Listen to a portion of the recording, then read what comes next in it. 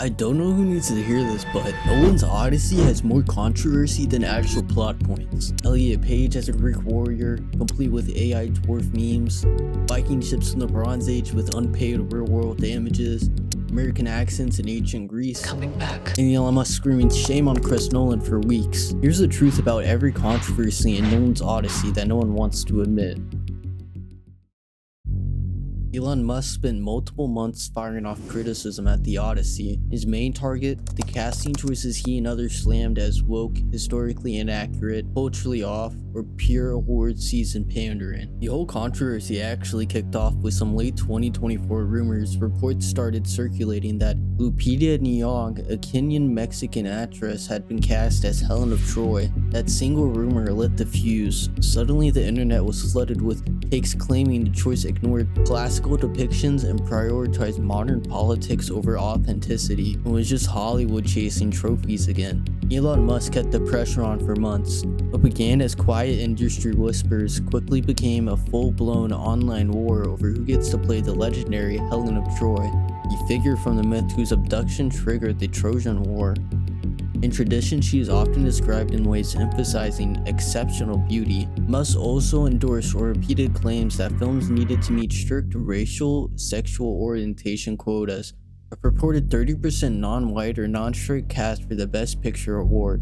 Musk also engaged with portrayals that this was part of a left-wing effort to, quote, destroy Western civilization, with Nolan, quote, desecrating Homer. On May 15th, Musk publicly shamed Nolan for his castings before the film had even been publicly released.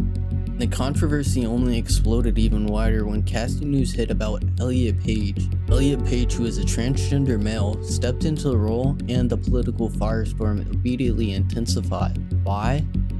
Mostly because of stature. Standing at only around 5'1", Page sits in the bottom 1% of height for men in the US.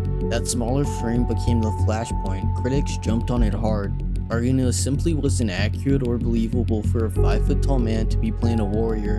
The pushback snowballed fast, and it culminated in a wave of viral AI memes. Critics started pumping out short videos that reimagined Elliot as someone with dwarfism, turning the height debate into an internet spectacle that spread like wildfire. That single casting choice turned an already heated conversation into pure chaos. Then came one of the wildest production details of all. Chritopher Nolan shot a short but visually stunning portion of the Odyssey at the White Dune near Dakhla. The location delivers that jaw-dropping desert meets ocean landscape, pure cinematic gold. There's just one massive catch. The territory sits inside Moroccan-occupied Western Sahara, an active conflict zone. In 1975, Spain pulled out of Western Sahara. Morocco immediately moved in and annexed the bulk of the land. Decades of war followed. The conflict has never been resolved. Intermediate bombings and attacks still flare up to this day, and the true ownership of Western Sahara remains fiercely disputed. Yet Nolan still filmed there. He rolled cameras in a place where political control is contested, where the status of the land itself is unsettled, and where fighting continues. The shots look nice on screen, but behind the beauty sits a complicated, unresolved geopolitical reality that most audiences will never see. Now to the inaccuracies in the trailer and the movie itself. Odysseus and his men are sailing around on what look exactly like Viking longships. Sleek built hulls, the whole Scandinavian package. 2 of them are even real replicas, and one was even damaged while filming. Here's the problem.